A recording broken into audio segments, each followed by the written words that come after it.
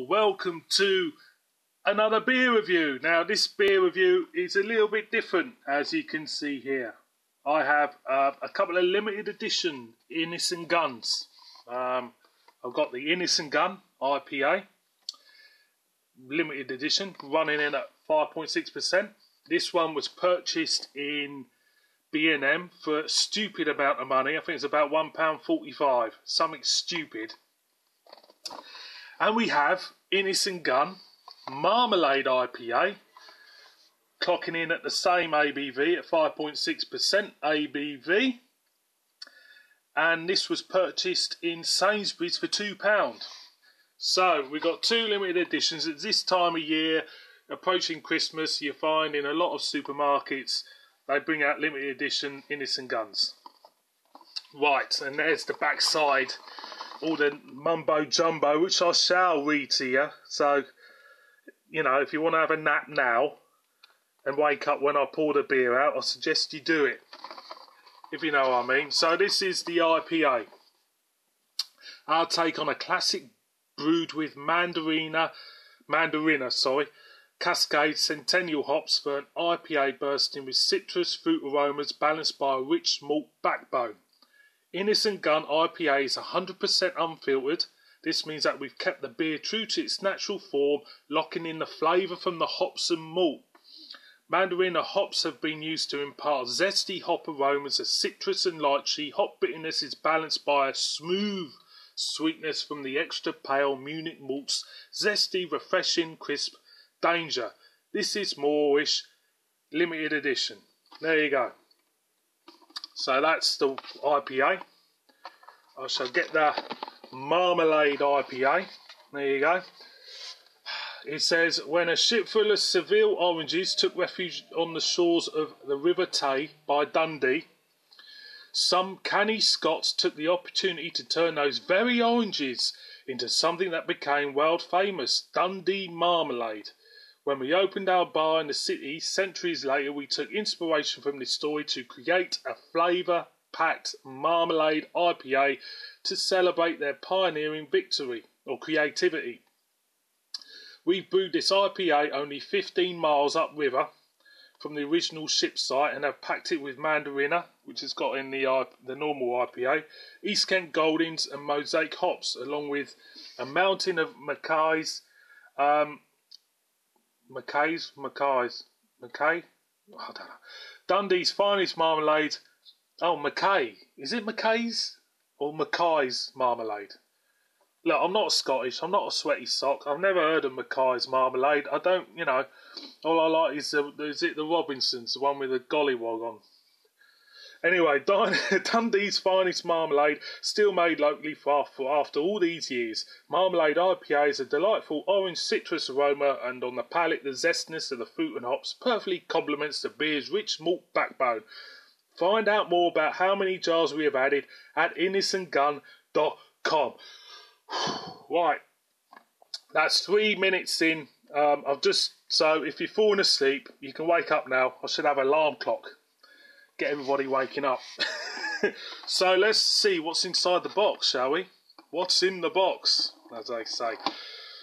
Right, I'm hopeful that this will have the original. Well, they've changed the labelling on Innis and Gunn. You know, if you've watched me in the past, I've moaned all the time about the labelling because I think, you know, I'm a traditionalist. I like the old labelling on beer bottles, the original ones, you know.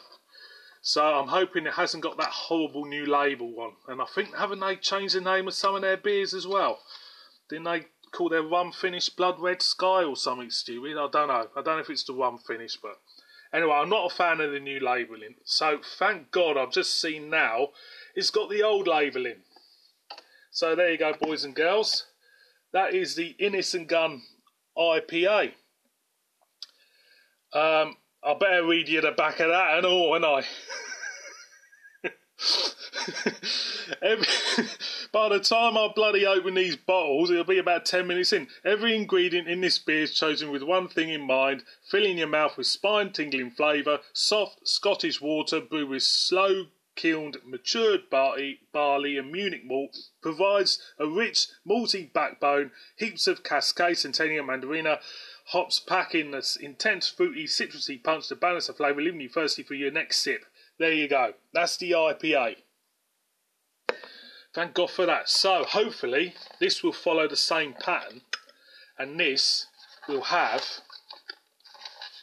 well, the crown's a little bit different. This will have the same type of labelling. Thank God for that. Thank God for that. It's got the old, yeah, I like that. Why the fuck they're changing their labels? Not a fan of it, Innis and Gunn, if you're watching this. Right, Marmalade IPA. Our Marmalade IPA takes the best of exotic flavours from Dundee's finest marmalade and blends perfectly with Mandarina, East Kent Goldings, Mosaic hops. This uplifting beer sends your taste buds sky high with a sharp citrus burst. It brings you right back down to earth with a mellow, soft finish. Right. I think after all that talking and jibber jabbering, it's time. Glass,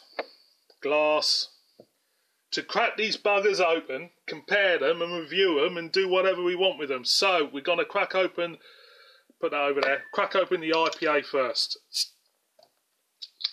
Like we do. Oh, plenty of carbonation, bit of smoke there. Is it going to burst its bolt? I think it might burst its bolt. Let's whack her in the glass anyway. So this is the IPA. She's in.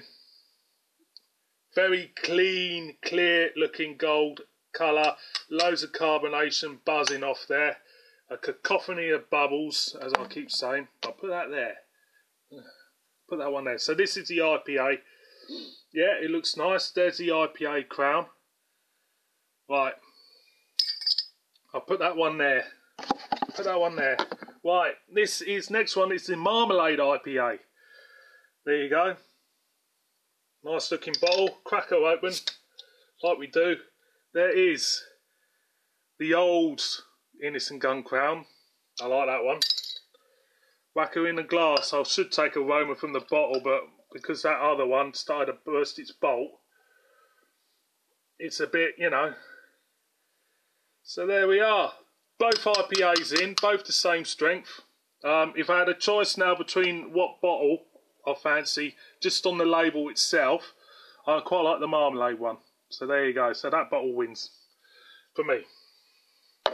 But then again, you know, I quite like orange,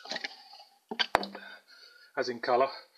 Right, so, right, this is the IPA, this is the Marmalade IPA, and you can already see, well, I can see a difference, I don't know if you can, there's a lot more carbonation going on in the Marmalade IPA, and it's a little bit more hazy, the Marmalade IPA.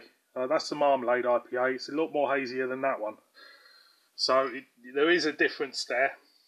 So let's see what we get in the aromas. So normal IPA.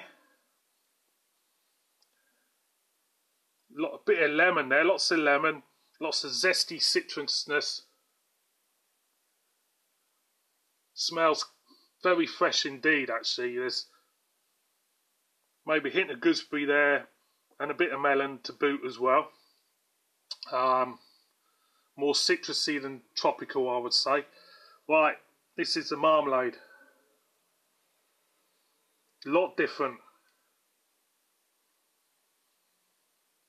More notes of orange, and I think there's more notes of burnt orange there as well. Definitely, it feels a little bit more thicker in aroma. It feels like it's more. That's definitely more citrusy for me. Maybe a hint of kiwi in that as well. This is more orange, more malt based, more like a malty aroma. I'm gonna go in. First the IPA.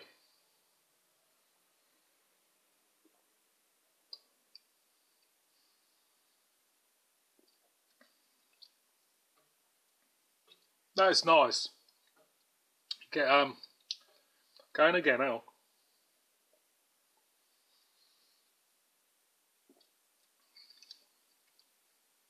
You get a lovely light feel in the mouth.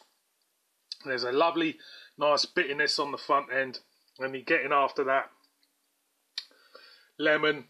You're getting kiwi. I didn't say a bit of kiwi in there.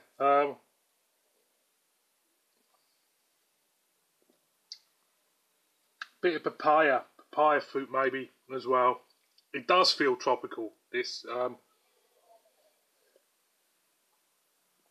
very much so, but it's really nice. It's the bitterness balances with all them little fruit notes in it. It's lovely. That's lovely. So let's go with the Marmalade IPA.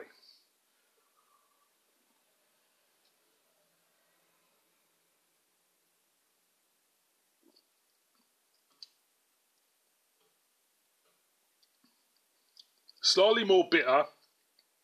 It feels not as light, not as refreshing. You're getting more orange wine than anything.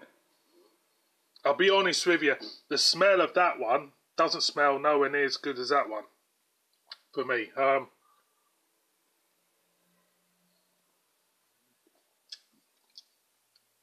Yeah, it's definitely, it feels more robust. It feels a little bit more solid. You're getting more orange wine in this one, obviously because it's marmalade.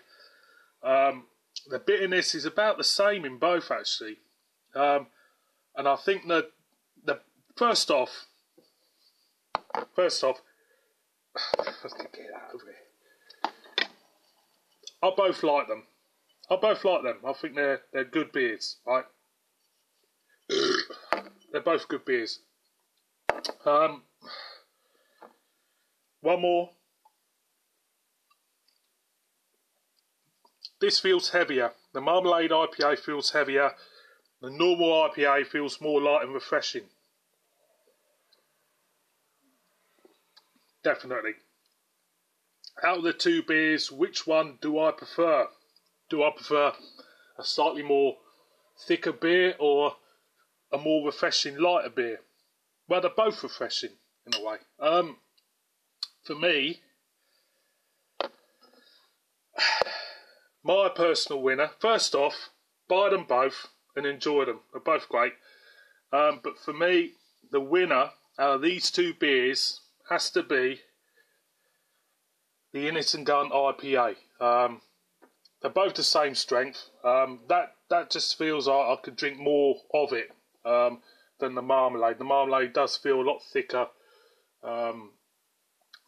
There's not as much going on in flavour for me in the Marmalade. It's just a straight intense type of orangeness, bitterness about it. But with the Innis and Gunn IPA, there's a little bit more. It feels lighter. It feels there's a little bit more in the taste notes. There's bit more tropical fruit, and but they're both very good. So boys and girls, thank you for watching this rather bizarre one. As always, please subscribe, and as always, murder me in the comments, and I shall see you on my next one. So cheers.